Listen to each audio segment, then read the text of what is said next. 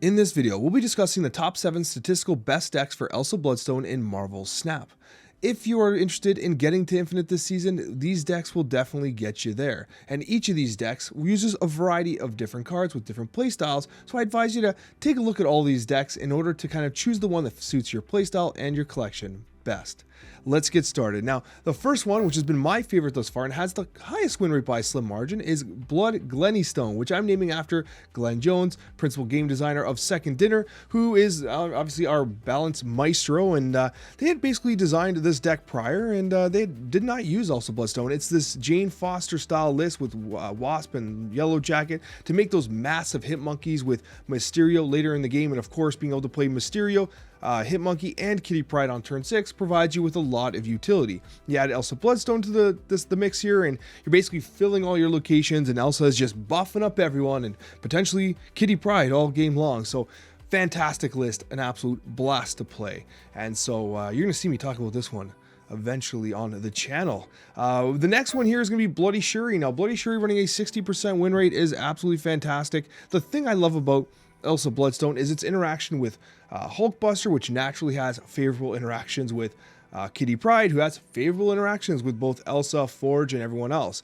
There's a lot to love about this deck, because with Elsa and Kitty Pryde, you can often get your, and of course with Shuri, you can get your Kitty so massive that the Taskmaster play on turn 6 with Kitty is pretty damn solid, especially if you've managed to Hulkbuster it as well. There's so much to love about this list, and also of course you have Elsa Bloodstone into Vision, which is a fantastic play in and of itself.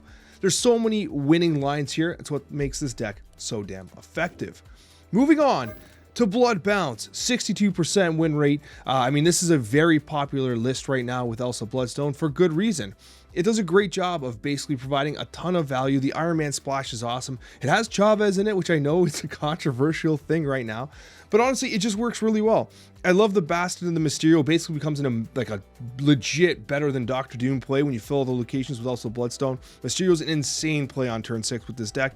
The Beast allows you to kind of generate additional value with Kitty Pryde being free, Hitmonkey later on turn 6, but you can play Hitmonkey earlier, then Beast it back to generate some additional value as well.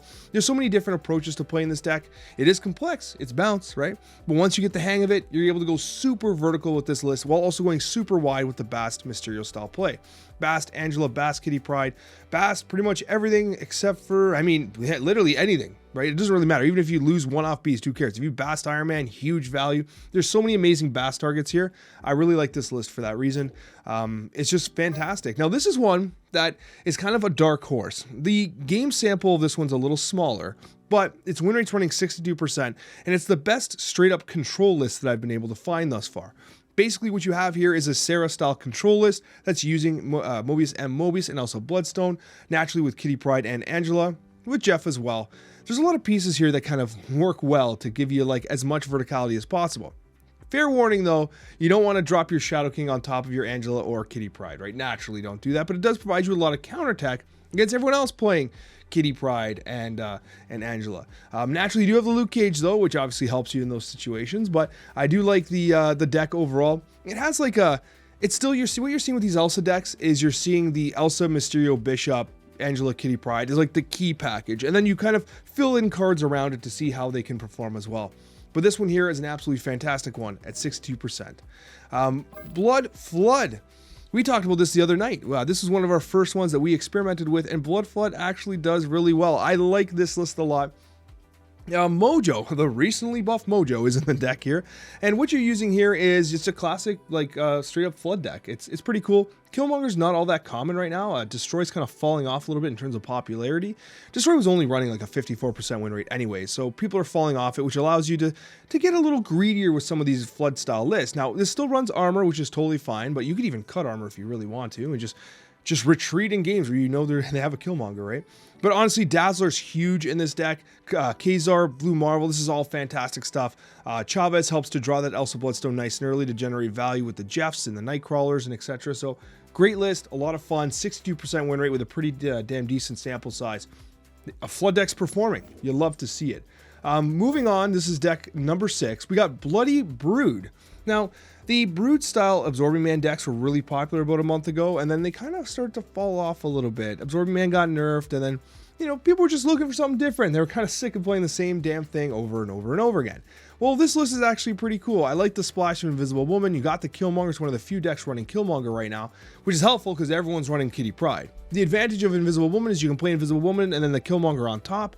And then what you can do is ensure that your Killmonger will wipe out their board state at the end of the game, because Invisible Woman reveals last when the game is over, effectively wiping out their Kitty Pryde. However, you got to protect your own damn Kitty Pryde, so you usually have to play on top of the Invisible Woman as well to save her from dying.